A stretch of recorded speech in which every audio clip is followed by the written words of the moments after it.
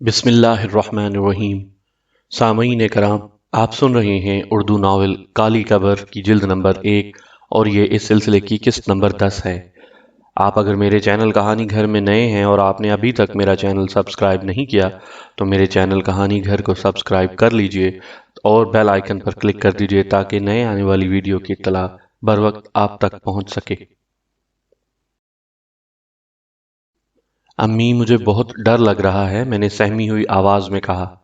ہر جگہ پاک ہوتی ہے، بیٹھ جاؤ، اللہ کے حضور سر جھکا کر نماز پڑھو، امی نے کہا، اور امی ایک طرف بیٹھ کر نماز ادا کرنے لگیں۔ میں خاموشی سے بیٹھی بکھرے ہوئے ماحول کو دیکھ رہی تھی۔ آسمان پر تارے بکھرے ہوئے تھے، آخری راتوں کا چاند آہستہ آہستہ ابھر رہا تھا۔ یہاں بڑی ٹھنڈک تھی۔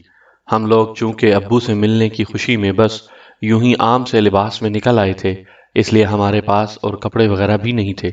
بیابان جنگل، ہر طرف ویرانی ہو کا عالم طاری، کہیں کہیں جھاڑیوں میں کسی جانور کے بھاگنے کی آواز آتی تو خوف سے رونگٹے کھڑے ہو جاتے۔ یوں محسوس ہوتا جیسے جنگل کے بھوت ابھی جھاڑیوں اور درختوں سے اتر کر ہم سے لپٹ جائیں گے۔ امی کافی دیر تک اس طرح سر جھکائے بیٹھی رہی تھی، پھر جب چاند نکلا تو مجھے اپنے سامنے تقریباً 2 گز کے فاصلے پر ایک ٹوٹی پھوٹی کھنڈر نما عمارت نظر آئی۔ اینٹوں کے ڈھیر بکھرے ہوئے تھے، عمارت کی کچھ دیواریں سلامت تھیں۔ میں نے امی سے کہا، امی مجھے سردی لگ رہی ہے۔ امی نے سلام پھیرا اور اس کے بعد مجھے دیکھنے لگیں۔ برداشت کرو، وہ دیکھیے، وہ ایک عمارت۔ کہاں؟ وہ سامنے، میں نے انگلی سے اشارہ کیا اور امی نگاہیں اٹھا کر اس طرف دیکھنے لگیں، پھر بولیں، کوئی کھنڈر ہے امی، وہاں سردی سے پناہ مل سکتی ہے۔ امی نے کچھ سوچا اور میرے ساتھ اٹھ کر کھڑی ہوئیں۔ ہم لوگ اس کھنڈر نما عمارت کی جانب چل پڑے۔ کافی دور جانے کے بعد ہم نے اسے قریب سے دیکھا تو اس کی کچھ دیواریں بالکل سالم نظر آئیں۔ وہ شاید کوئی پرانی مسجد تھی، ہو سکتا ہے کسی زمانے میں وہاں کرب و جوار میں آبادی ہو اور آبادی کے رہنے والوں نے یہ مسجد بنائی ہو، لیکن اب تو نہ کرب و جوار میں آبادی تھی اور نہ اس مسجد میں زندگی کے آثار، لیکن بہرحال یہ سرد ہواؤں سے بچت کا ذریعہ ہو سکتی ہے۔ ہم مسجد کے ٹوٹے دروازے سے اندر داخل ہو گئے۔ کچھ دیواریں کھڑی ہوئی تھیں، تھوڑے فاصلے پر چند سیڑھیاں تھیں۔ ان سیڑھیوں کے اوپر ایک چبوترا تھا جو مسجد کے صحن کے طور پر استعمال ہوتا ہوگا۔ تھوڑے فاصلے پر جا کر 2-3 دروازے نظر آ رہے تھے، ہر دروازے پر کھڑکیاں لگی ہوئی تھیں۔ میرا تو دل خوف سے تھر تھر کانپ رہا تھا، لیکن نہ جانے امی کیوں اس قدر بے جگر ہو گئی تھی، جیسے ان کے دل سے خوف کا گزر ہی نہ ہو۔ صحن سے گزرنے کے بعد ہم لوگ اندرونی حصے کی جانب چل پڑے۔ امی نے مجھ سے جوتے اتارنے کے لیے کہا تو میں نے کہا، امی یہاں تو کوئی بھی نہیں ہے، یہ اندازہ ہے تمہیں کہ یہ مسجد ہے؟ جی۔ تو بس جوتے اتار لو، کبھی نہ کبھی تو یہ مسجد آباد رہی ہوگی، اللہ کے نام پر بنائی گئی تھی، یہاں نمازیں بھی ادا کی گئی ہوں گی، اللہ کا گھر کے ہمیشہ احترام کرنا چاہیے۔ جی۔ میں نے جوتیاں اتار لیں۔ اس کے بعد ہم اندر داخل ہو گئے۔ ہوا کے سرد جھونکے یہاں نہیں پہنچ پا رہے تھے۔ اندر کی جگہ خاصی مضبوط اور محفوظ تھی۔ ہم لوگ بالکل ایک دیوار سے لگ کر بیٹھ گئے۔ اس ویرانے میں کبھی زندگی گزارنے کے لیے چند لمحات بھی آئیں گے، یہ میرے تصور سے بھی باہر تھا۔ میرے دل میں وحشتوں کا بسیرا تھا، لیکن اپنے آپ کو سنبھالے ہوئے تھی۔ ہم ماں بیٹی پر مصیبتوں کا دور آ گیا تھا۔ ویسے تو ہم ان مصیبتوں کے عادی تھے، مختلف شکلوں میں یہ مصیبتیں ہم تک پہنچتی رہتی تھی، لیکن اس وقت کچھ زیادہ ہی مشکل لمحات پیدا ہو گئے تھے ہمارے لیے۔ امی جس صبر کا مظاہرہ کر رہی تھیں وہ قابل تعریف تھا، اور میں یہ سوچ رہی تھی کہ در حقیقت امی کے اندر بڑی خوبیاں ہیں، مجھے ان کی طرح نڈر ہونا چاہیے۔ بہرحال ایک عجیب سی تھکن ذہن پر سوار تھی۔ امی نے کہا، نیند آ رہی ہے تو سو جاؤ، کافی رات گزر چکی ہے۔ امی یہاں نیند آئے گی؟ دیکھو شیرانہ، مصیبت پڑی ہے ہم پر، خدا را دل نہ چھوڑنا۔ ہمت مت ہارنا بیٹی، زندگی تلاش کریں گے، نہ ملی تو اللہ کا حکم۔ بے بس ہو گئے ہیں، اب صرف آنے والے وقت کا انتظار کرو۔ لیٹ جاؤ، چلو لیٹ جاؤ، یہاں میرے زانوں پر سر رکھ لو، امی نے کہا، اور خود دیوار سے پشت لگا کر آنکھیں بند کر لیں۔ میں بھی گھٹنے سکوڑ کر امی کے زانوں پر سر رکھ کر لیٹ گئی۔ آنکھوں سے آنسو روا ہو گئے۔ کیا برا وقت آیا تھا ہم پر، کیا قصور کیا تھا ہم نے جو ہمیں اس طرح کی سزا مل رہی تھی؟ میں آنکھیں بند کیے سوچ میں ڈوبی رہی۔ کبھی کبھی کرب و جوار میں سرسراہٹیں سنائی دے جاتی تھیں، لیکن ڈر کے مارے آنکھیں کھولنے کو دل نہیں چاہ رہا تھا۔ لاکھ اپنے آپ کو سمجھاتی کہ کچھ بھی نہیں ہے، لیکن پھر بھی خوف سے رونگٹے کھڑے ہو جاتے تھے۔ پھر نہ جانے کس طرح آنکھوں میں نیند آ گئی، ذہن پر غنودگی طاری ہو گئی۔ امی بیچاری اپنی جگہ سے ہل بھی نہیں رہی تھی، میری وجہ سے۔ میں سوتی رہی۔ اس طرح بھی نیند آ جاتی ہے انسان کو؟ کیا ہی عجیب چیز ہے یہ انسان۔ لیکن بہرحال یہ صرف ایک خیال ہی تھا، اس طرح کبھی نہیں سوئی تھی میں پہلے۔ تھوڑی بہت دیر ہی سوئی ہوئی ہوگی کہ پیروں پر کوئی چیز چلتی ہوئی محسوس ہوئی اور میری آنکھیں کھل گئیں۔ امی ساکت و جامد تھیں، وہ دیوار سے ٹیک لگائے اسی طرح بیٹھی ہوئی تھیں۔ میں نے آنکھیں کھول کر اپنے پیروں کو دیکھا، کچھ بھی نہیں تھا۔ ہو سکتا ہے یہ صرف میرا وہم ہو، لیکن تھوڑی ہی دیر کے بعد مجھے دو ننھی ننھی آنکھیں چمکتی ہوئی محسوس ہوئیں۔ یہ آنکھوں کا احساس مجھے اس طرح ہوا کہ وہ تھوڑی سی متحرک ہوئی تھی۔ میں تعجب سے ان چمکتی چیزوں کو دیکھنے لگی، اور پھر میں نے پوری طرح ان کا جائزہ لیا۔ رات میں آنکھیں دیکھنے کی عادی ہو گئی تھیں، اس لیے میں نے ان آنکھوں کے عقب میں ایک چوڑا پھن پھیلا ہوا دیکھا۔ وہ سانپ ہی تھا، وہ یقیناً سانپ ہی تھا۔ کالا ناگ جو ہم سے کوئی 5 گز کے فاصلے پر ایک دیوار کے ساتھ بیٹھا ہوا تھا۔ میری سانس رک گئی۔ میں اپنے بدن کو جنبش دینے کی کوشش کرنے لگی، لیکن یوں لگتا تھا جیسے خوف سے اعصاب ساکت ہو گئے ہوں۔ نہ جانے کس طرح ہاتھ بڑھا کر امی کا شانہ جھنجھوڑا۔ امی سو نہیں رہی تھی، جاگ رہی تھی۔ میں نے بامشکل تمام آوازیں نکالیں، امی امی سانپ۔ امی نے خاموشی سے میرے شانے پر ہاتھ رکھ کر تھپکی دی اور کہا، ہاں میں اسے دیکھ رہی ہوں، بہت دیر سے اسی طرح بیٹھا ہوا ہے۔ امی یہ ہمیں ڈس لے گا، خاموشی سے لیٹی رہو۔ اب جب سب کچھ اللہ پر چھوڑ دیا ہے تو اسی پر بھروسہ کرو۔ سانپ کو ہمیں ڈسنا ہوگا تو ضرور ڈس لے گا۔ میں خوف زدہ نگاہوں سے اس سانپ کو دیکھتی رہی۔ اب تو وہ مکمل طور پر نظر آ رہا تھا، کوئی 3 فٹ کے قریب پھن بلند کیے ہوئے بیٹھا ہوا تھا۔ اس کے جسم پر کالی دھاریاں نظر آ رہی تھیں۔ وہ بار بار پھن ہلانے لگتا تھا، لیکن پھنکار نہیں رہا تھا۔ میں نے اٹھنے کی کوشش کی تو امی نے دبی دبی آواز میں کہا، نہیں، کوئی تحریک نہ پیدا ہونے دو اپنے بدن میں، ورنہ وہ ہماری جانب متوجہ ہو جائے گا۔ میں پھر جم کر رہ گئی تھی۔ یہ کالا ناگ یقیناً اس ٹوٹی مسجد میں رہتا ہوگا۔ ظاہر ہے یہاں اس کے علاوہ اور کیا نظر آئے گا۔ تقریباً آدھے گھنٹے تک میں اسی طرح ناگ پر نگاہیں جمائے بیٹھی رہی۔ پھر اچانک ناگ نے اپنا پھن سکوڑا اور برق رفتاری سے زمین پر رینگتا ہوا مسجد کے صحن کی جانب چل پڑا۔ چند لمحوں میں وہ ہماری نگاہوں سے غائب ہو گیا تھا۔ امی نے ایک گہری سانس لی۔ میں بھی اٹھ کر بیٹھ گئی تھی۔ میں نے کہا، امی بھاگیں یہاں سے۔ نہیں، باہر ٹھنڈک کچھ اور بڑھ گئی ہے۔ رات یہاں گزارو، صبح کو یہاں سے نکل کر دیکھیں گے کہ ہمیں کیا سہارا مل سکتا ہے۔ امی خدا کے لیے، میں جو کچھ کہہ رہی ہوں اسی پر بھروسہ کرو، امی نے کہا، اور میں خاموش ہو گئی۔ پھر میں بھی امی ہی کی طرح اٹھ کر دیوار سے پشت لگا کر بیٹھ گئی تھی۔ مسجد کے اندرونی حصے کے بارے میں ہمیں کوئی اندازہ نہیں تھا کہ وہاں کیا ہے۔ بس رات کی تاریکیوں میں یہاں تک آئے تھے، پتہ ہی نہیں چل رہا تھا کہ کہاں کہاں سوراخ ہیں اور کون کون سے سوراخوں میں سانپ نظر آ سکتے ہیں۔ پھر زیادہ دیر نہیں گزری تھی کہ ایک بار پھر آہٹ سنائی دی۔ اب ہم دونوں جاگ رہے تھے۔ صحن کی طرف سے ایک کالے رنگ کا ایک بلّا آہستہ آہستہ پنجے دبائے اندر آیا تھا۔ مجھے وہ بلّا ضرورت سے زیادہ ہی بڑا معلوم ہوا۔ اس نے ایک ستون کے ساتھ رک کر ہم دونوں کو دیکھا اور دیکھتا رہا۔ رات کی تاریکی میں اس کی آنکھیں بجلی کی بلب کی طرح روشن محسوس ہو رہی تھیں، اور میرا خون اسے دیکھ کر خشک ہو رہا تھا۔ حالانکہ بلّا تھا، لیکن بالکل کالا۔ نہ جانے کیوں میں اسے دیکھ کر لرزتی رہی۔ وہ تھوڑی دیر تک اسی طرح ہمیں دیکھتا رہا، پھر ٹہلنے کے سے انداز میں آگے بڑھ کر کسی اینٹوں کے ڈھیر میں روپوش ہو گیا۔ میں اپنے پورے بدن کو پسینے سے تر محسوس کر رہی تھی۔ ایک بار پھر مجھ پر غشی سی طاری ہونے لگی۔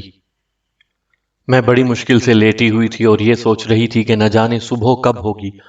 حالانکہ خوف سے بدن میں تھر تھراہٹیں دوڑ رہی تھیں۔ موسم بھی سرد تھا، لیکن بار بار آنکھیں ایک دوسرے سے چپک جاتی تھیں۔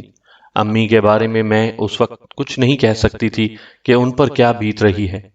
یہ ٹوٹی مسجد بہت خوفناک لگ رہی تھی۔ پھر اس وقت بھی ذہن نیم غنودہ تھا کہ اچانک ہی کانوں میں اذان کی آواز ابھری، اور نہ صرف میں بلکہ امی بھی اچھل پڑی۔ ہم لوگوں نے اچھی طرح دیکھا تھا کہ کرب و جوار میں دور دور تک آبادی نہیں تھی، اس کے علاوہ یہ مسجد بالکل ویران تھی۔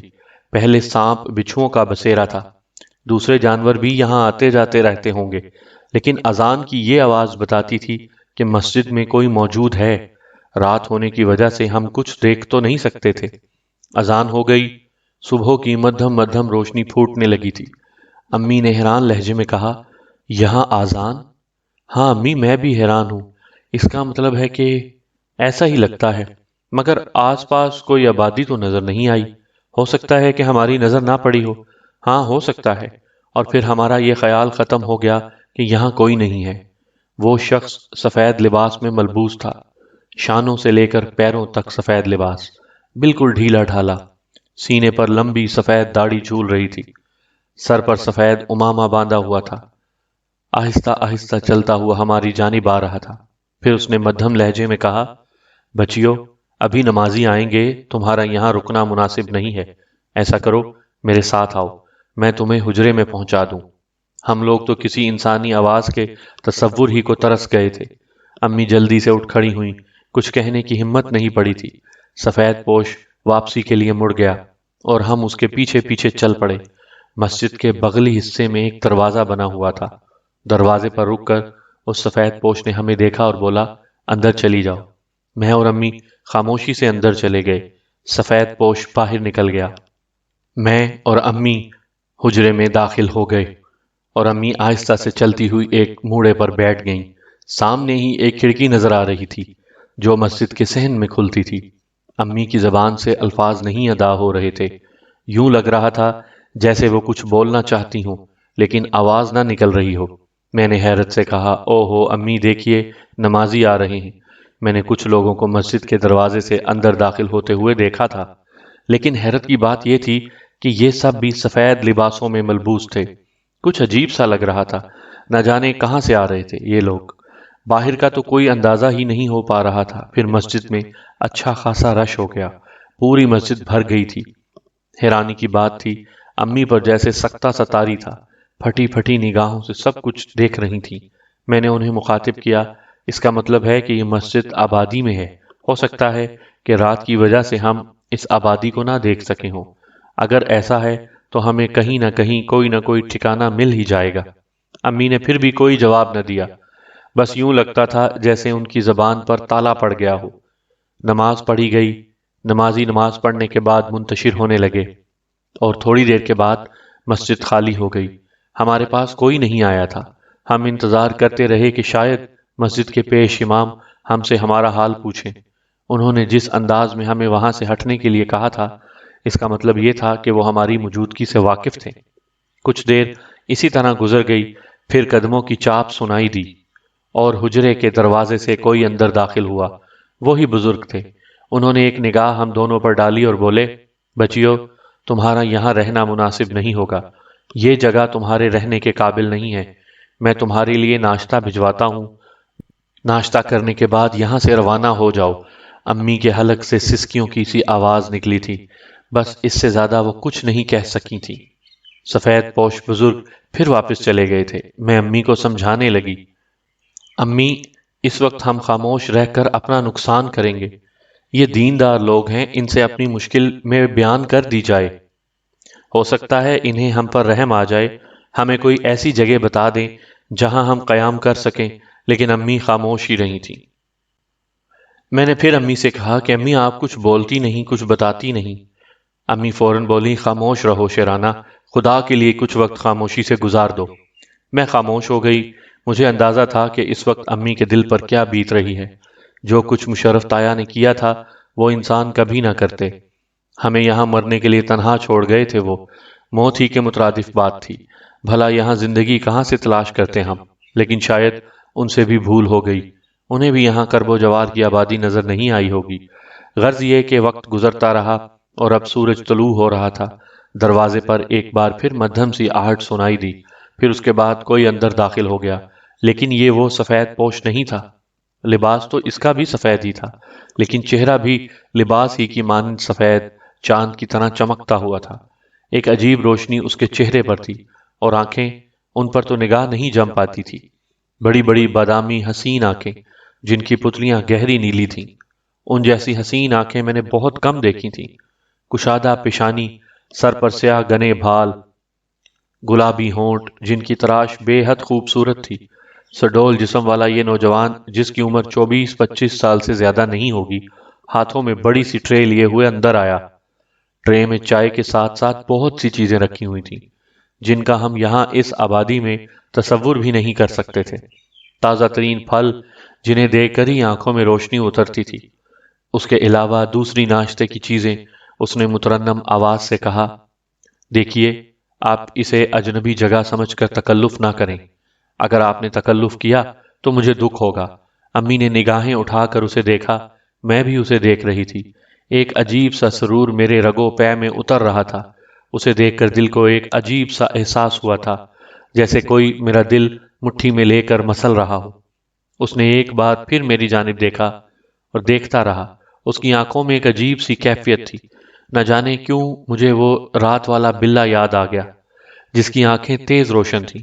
میں نے ان آنکھوں کی بناوٹ پر غور نہیں کیا تھا، لیکن بالکل ایسی ہی روشنی تھی ان آنکھوں میں۔ اس نے آخری نگاہ مجھ پر ڈالی اور پھر وہاں سے چلا گیا۔ میں نے امی سے کہا، امی ناشتہ کر لیں۔ امی نے گہری نگاہوں سے مجھے دیکھا، پھر ایک ٹھنڈی سانس لے کر ناشتے میں مصروف ہو گئیں۔ میں نے بھی امی کا ساتھ دینا شروع کر دیا۔ ہم دونوں کی حالت یہ تھی کہ ہم دونوں جینا چاہتے تھے اور جی رہے تھے۔ اس وقت دنیا کی کوئی شے اچھی نہیں لگ رہی تھی، لیکن جو ہونا تھا وہ تو ہو ہی چکا۔ ہم اس کے لیے جتنا بھی افسردہ یا غم زدہ ہوتے، ہمیں اس سے کچھ حاصل نہ ہوتا۔ میں تو صرف یہ سوچ رہی تھی کہ تایا نے تو ہمیں دیس نکالا دیا۔ دیس نکالا ہی کیا، بلکہ اپنی دانست میں ہماری زندگی ختم کر دی۔ لیکن بچانے والا مارنے والے سے کہیں بڑا ہوتا ہے۔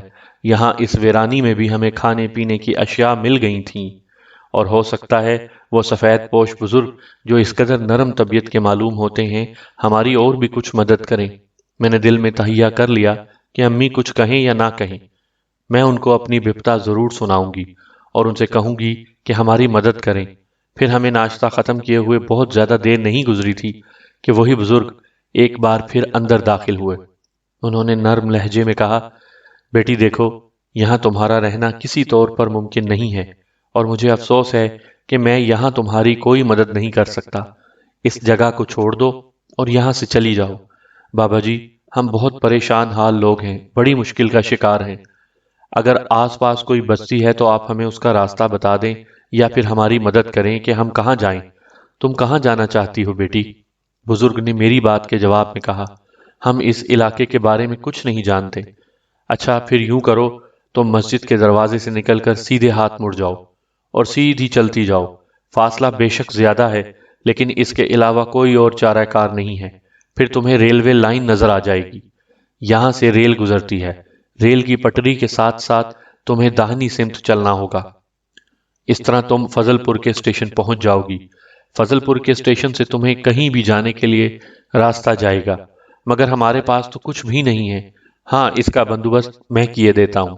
بزرگ نے تھوڑا سا رخ بدلا اور اس کے بعد کچھ نوٹ ہماری جانب بڑھا دیے اور بولے، لو یہ رکھ لو، احتیاط سے رکھنا، تمہارے کام آئیں گے۔ اب یہاں سے چل پڑو۔ سامعین کرام، آپ سن رہے ہیں کالی قبر کی قسط نمبر 10، اور آپ یہ کہانی میرے چینل کہانی گھر پر سن رہے ہیں۔ اور آپ نے اگر میرا چینل ابھی تک سبسکرائب نہیں کیا تو میرے چینل کو سبسکرائب کر لیجئے اور بیل آئیکن پر کلک کر دیجئے تاکہ نئی آنے والی ویڈیو کی اطلاع بر وقت آپ تک پہنچ سکے۔ بزرگ نے تھوڑا سا رخ بدلا اور اس کے بعد کچھ نوٹ ہماری جانب بڑھا دیے اور بولے، لو یہ رکھ لو، احتیاط سے رکھنا، تمہارے کام آئیں گے۔ اب یہاں سے چل پڑو۔ اور ساتھ ہی انہوں نے ہم سے کہا، ہاں یہ تمام چیزیں اپنے ساتھ رکھ لو، ہو سکتا ہے کہ ٹھیک طرح سے ناشتہ نہ کر پائی ہو، راستے میں کام آ جائیں گی۔ بابا جی، یہاں آس پاس کوئی آبادی نہیں ہے؟ نہیں بیٹے، آبادی کافی دور ہے، تو ہم جائیں؟ خدا حافظ، بزرگ نے کہا، اور اس کے بعد دروازے سے باہر نکل گئے۔ اس کے علاوہ چارہ کار نہیں تھا کہ ہم لوگ بھی چل پڑیں۔ چنانچہ ہم ان کے پیچھے پیچھے چلتے ہوئے مسجد کے دروازے سے باہر نکل آئے۔ بزرگ نے پھر کہا، دیکھو جو راستہ بتایا اسی راستے پر جانا، ورنہ بھٹک جاؤ گے۔ اطراف میں خطرناک جنگل بکھرا پڑا ہے۔ باہر نکل کر ایک بار پھر میں شدید حیران رہ گئی۔ کوئی آدم نہ آدم زاد، تا حد نظر ویران چٹانے، بدصورت راستے، جہاں تک نظر کام کرتی تھی سوائے پتھریلی زمین مٹی کے علاوہ اور کچھ نظر نہیں آتا تھا۔ میں نے تھوڑا سا فاصلہ طے کرنے کے بعد امی سے کہا، یہ نمازی اتنا سارا فاصلہ طے کر کے روزانہ یہاں آتے ہیں، کیا جس بستی میں یہ لوگ رہتے ہیں وہاں کوئی مسجد نہیں ہوگی؟ خدا تمہیں سمجھے، اتنا بول رہی ہو کہ مجھے حیرت ہو رہی ہے۔ یہ ساری باتیں بعد میں کریں گے، ابھی تو یہ سوچو کہ ہم کسی صحیح جگہ پہنچ جائیں۔ میں نے ایک گہری سانس لی اور خاموش ہو گئی۔ تھوڑے سے فاصلہ طے کیا تھا کہ عجیب سی ٹن ٹن ٹن کی آوازیں سنائی دیں اور امی کے ساتھ ساتھ میری نگاہیں بھی اس طرف اٹھ گئیں۔ ایک بیل گاڑی آ رہی تھی۔ بیل گاڑی والا تھوڑے ہی فاصلے سے گزر رہا تھا، لیکن اس کا رخ ہماری ہی جانب تھا۔ اس کے بدن پر ایک بڑا سا کمبل پڑا ہوا تھا، سر پر بہت سی بڑی پگڑی باندھی ہوئی تھی، چہرہ بھی پگڑی میں چھپا ہوا تھا، کوئی دیہاتی معلوم ہوتا تھا۔ لیکن اگر اس وقت وہ ہماری مشکل حل کر دیتا تو ہمارے لیے اس سے زیادہ قیمتی اور کوئی شخص نہیں ہو سکتا تھا۔ میں نے جلدی سے امی سے کہا، امی اگر یہ ہمیں اپنی بیل گاڑی میں بٹھا لے تو ہم اتنا راستہ پیدل طے کرنے سے بچ جائیں گے۔ پھر امی کے جواب کا انتظار کیے بغیر میں نے اسے زور سے آواز دی، گاڑی والے، او گاڑی والے، ہماری بات سن، ذرا ادھر آؤ۔ میں نے اسے ہاتھ سے اشارہ کر کے بلانا چاہا۔ اس کے پاس پہنچ کر میں نے گاڑی والے سے کہا، ہمیں فضل پور جانا ہے، تم اگر اس طرف جا رہے ہو تو ہمیں وہاں چھوڑ دو یا پھر راستے ہی میں ہمیں اتار دینا، تھوڑا سا فاصلہ طے ہو جائے گا، ہمیں راستہ بھی نہیں معلوم۔ گاڑی والا اسی طرح گردن جھکائے بیٹھا رہا۔ اس نے داہنے ہاتھ سے ہمیں پیچھے بیٹھنے کا اشارہ کیا۔ آئیے امی، آئیے امی، آئیے نا، اور میں امی کو گھسیٹتی ہوئی بیل گاڑی تک لے گئی، پھر انہیں سہارا دے کر اوپر چڑھایا اور خود بھی جلدی سے بیل گاڑی پر چڑھ کر بیٹھ گئی۔ گاڑی والے نے گاڑی آگے بڑھا دی۔ گو بیلوں کی رفتار زیادہ نہیں تھی، لیکن پھر بھی ہم پیدل چلنے سے تو بچ گئے تھے۔ وہ چلتا رہا، امی بدستور خاموش تھیں، نہ جانے انہیں یہ چپ کیوں لگ گئی تھی۔ اب ایسے حالات تھے تو ان کا ہمت کے ساتھ مقابلہ کرنا تھا۔ اللہ ہماری مدد کر رہا تھا۔ اس سفید پوش بزرگ نے اچھے خاصے نوٹ دیے تھے امی کو، جو بہرحال انہوں نے لے لیے تھے، کیونکہ اس وقت ہماری سب سے بڑی ضرورت تھی، ورنہ امی بہت خوددار تھیں۔ سفر جاری رہا، پھر ہم نے ریلوے لائن دیکھی۔ گاڑی والا ریلوے لائن کے ساتھ ساتھ داہنی جانب ہی چل پڑا تھا۔ تمہارا بہت بہت شکریہ گاڑی والے، ہو سکتا ہے تم اس طرف نہ جا رہے ہو، لیکن یقین کرو اگر تم ہماری مدد نہ کرتے تو ہم راستہ بھٹک بھی سکتے تھے۔ خدا تمہارا بھلا کرے۔ میرے ان الفاظ پر بھی اس نے کوئی ایک لفظ نہیں کہا۔ وہ بھی مجھے کوئی خبتی ہی معلوم ہوتا تھا۔ ایک تو اس نے چہرہ اس طرح سفید کپڑے میں لپیٹا ہوا تھا کہ سانس لینے میں بھی دشواری پیش آ رہی ہوگی، لیکن یہ دیہاتی ایسے ہی ہوتے ہیں۔ پھر ہمیں دور سے ریل آتی ہوئی نظر آئی۔ تھوڑی ہی دیر میں وہ ہمارے قریب سے گزر گئی۔ اسٹیشن اب زیادہ دور نہیں تھا۔ گاڑی والے نے ایک جگہ گاڑی روک دی اور ہاتھ سے ہمیں نیچے اترنے کا اشارہ کیا۔ ایک بار پھر تمہارا بہت بہت شکریہ۔ یہاں سے تو ہم آسانی سے پیدل چلے جائیں گے۔ ویسے کیا تم گونگے ہو؟ میں نے کہا۔ گاڑی والے نے اب بھی کوئی جواب نہیں دیا تھا۔ امی بیل گاڑی سے اتر کر آگے کی طرف چل پڑی۔ میں اس کی کے پاس کھڑی رہی تھی۔ میں اتفاق سے اس انوکھے گاڑی والے کو دیکھ رہی تھی۔ تب اس نے اپنا ہاتھ کان کے قریب لا کر اپنے چہرے کا وہ کپڑا ہٹا دیا اور دوسرے لمحے میں دھک سے رہ گئی۔ یہ وہی نوجوان لڑکا تھا جس نے ہمیں ناشتہ دیا تھا۔ اس کے گلابی ہونٹوں پر اتنی حسین مسکراہٹ پھیلی ہوئی تھی کہ انسان اس مسکراہٹ میں کھو کر رہ جائے۔ نیلی شفاف آنکھیں میرا جائزہ لے رہی تھیں۔ اس کے بعد اس نے دوبارہ کپڑا اپنے چہرے پر لگایا اور بیل گاڑی کا رخ موڑ دیا۔ امی ان لمحات سے بے خبر آگے بڑھ رہی تھیں اور میں ان سے چند گز پیچھے رہ گئی تھی۔ بیل گاڑی والا تیزی سے بیل گاڑی آگے بڑھا لے گیا اور میں دوڑ کر امی کے پاس پہنچ گئی، لیکن بس کچھ عجیب سا احساس دل میں تھا۔ یہ کہاں سے آ گیا اور اس انداز میں شرارت سے مسکرا رہا تھا، جیسے کہہ رہا ہو کہ دیکھو میں نے تمہیں کیسا بے وقوف بنایا، اپنا چہرہ ہی نہیں دکھایا۔ واقعات جس طرح سے پیش آئے تھے اس میں کوئی شک نہیں کہ انہوں نے دل دہلا دیا تھا، لیکن اب تو آ ہی چکے تھے، یا شاید یہ عمر کی بات تھی کہ میں ان وسوسوں کا شکار نہیں تھی جن کا شکار امی ہوں۔ امی نے میرا ہاتھ پکڑ لیا اور بولی، چادر سر پر کھینچ لو اور احتیاط سے چلو، تمہارا چہرہ کسی کو نظر نہیں آنا چاہیے۔ جی امی، میں نے کہا اور ان کی ہدایت پر عمل کیا۔ امی صبر کے ساتھ آگے گئیں۔ وہاں زیادہ لوگ نہیں تھے، بس اکا دکا کلی نظر آ رہے تھے۔ فضل پور کے بارے میں ہم کچھ نہیں جانتے تھے، لیکن امی شاید ہمت سے کام لے رہی تھیں۔ انہوں نے ایک بوڑھے کلی کو روکا اور اس سے بولی، بھائی ریل کس وقت آتی ہے؟ کہاں جانا ہے بہن؟ بوڑھے کلی نے سوال کیا۔ میں یہ پوچھ رہی تھی کہ یہاں سے ریل کہاں کہاں جاتی ہے؟ بہت سے شہروں میں جاتی ہے۔ اگر اس طرف جانا ہے تو کلی نے کئی شہروں کا نام لیا اور پھر داہنی طرف رخ کر کے کہا، اور اگر ادھر جانا ہے تو اس نے ایک بار پھر شہروں کے نام گنوائے۔ ہاں، مجھے حسن آباد جانا ہے، امی نے کہا۔ چلو، تمہاری ریل تو اب سے آدھے گھنٹے کے بعد آنے والی ہے۔ ٹکٹ لے لیا ہے تم نے؟ نہیں بھائی۔ تو پھر ٹکٹ لے لو۔ بھائی میری مدد کرو گے؟ کیا مطلب، پیسے نہیں ہیں کیا؟ کلی نے ہمدردی سے پوچھا۔ نہیں، یہ بات نہیں ہے، یہ پیسے لو اور مجھے ٹکٹ لا دو۔ لاؤ، میں یہ کیک کر دیتا ہوں۔ میں بھی غریب آدمی ہوں بہن، برا نہ ماننا، میں نے پیسوں کے بارے میں اس لیے پوچھ لیا تھا۔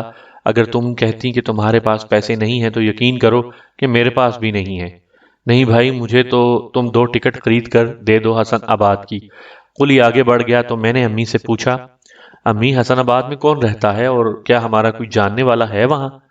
کتنی معصوم اور بے وقوف ہو تم، کوئی نہ کوئی نام تو لینا تھا مجھے۔ تمہیں خود بھی معلوم ہے کہ میں کب گھر سے نکلی ہوں باہر۔ بس چلتے ہیں، یہاں سے آگے چل کر دیکھیں گے کہ تقدیر میں کیا لکھا ہوا ہے۔ کلی نے ٹکٹ لا کر بقیہ پیسے واپس کر دیے، پھر بولا، ادھر آ کر کھڑے ہو جاؤ، میں تمہیں تمہارے ڈبے میں بٹھا دوں گا۔ جی بھائی، امی نے جواب دیا۔ کلی ہمدرد انسان تھا، ویسے بھی یہاں لوگ نہ ہونے کے برابر تھے۔ ہم دونوں ماں بیٹیاں پتھریلے پلیٹ فارم پر بیٹھ گئے۔ میں ایک عجیب سی کیفیت محسوس کر رہی تھی، حالانکہ بات اتنی خوفناک ہوئی تھی۔ ہم بے گھر بے سہارا بھٹکتے پھر رہے تھے، لیکن نہ جانے کیوں مجھے ایک لطف سا آ رہا تھا۔ کم از کم اس حویلی کے حصار سے نکلنے کا موقع تو ملا ہے۔ آگے کی زندگی ہو سکتا ہے کچھ اچھی ہی ثابت ہو۔ پھر دور سے ایک ریل آتی ہوئی نظر آئی اور ہمارے ہمدرد کلی نے مجھ سے کہا، تیار ہو جاؤ بیٹی، تمہیں اس ریل میں بیٹھ کر جانا ہے۔ بابا جی، آپ کا بہت بہت شکریہ۔ آپ یہ نہ سمجھیں ہم آپ کو آپ کا معاوضہ نہیں دیں گے، امی نے کہا، اور کلی مسکرانے لگا، پھر بولا، ٹھیک ہے ٹھیک ہے۔ ریل پلیٹ فارم پر آ کر رکی اور کلی ہمیں ساتھ آنے لگا۔ اس نے ہمیں ریل پر سوار کروایا، ہماری سیٹیں ہمیں بتائیں۔ امی نے کچھ رقم اسے دینا چاہی تو وہ بولا، کمائی تو زندگی بھر ہی ہوتی ہے بہن، بہنوں کے لیے بھائی اتنا بھی نہ کرے تو اس پر لعنت ہے۔ میں تم سے ایک پیسہ بھی نہ لوں گا۔ یہ کہہ کر وہ ڈبے سے باہر اتر گیا۔ ہم دونوں حیرت سے دیکھتے رہ گئے تھے۔ دنیا میں اچھے بروں لوگوں کی کمی بالکل نہیں تھی۔ کسی کو نہ صرف اچھا کہا جا سکتا ہے اور کسی کو نہ صرف برا۔ ہر طرح کے لوگ اس دنیا میں ہوتے ہیں۔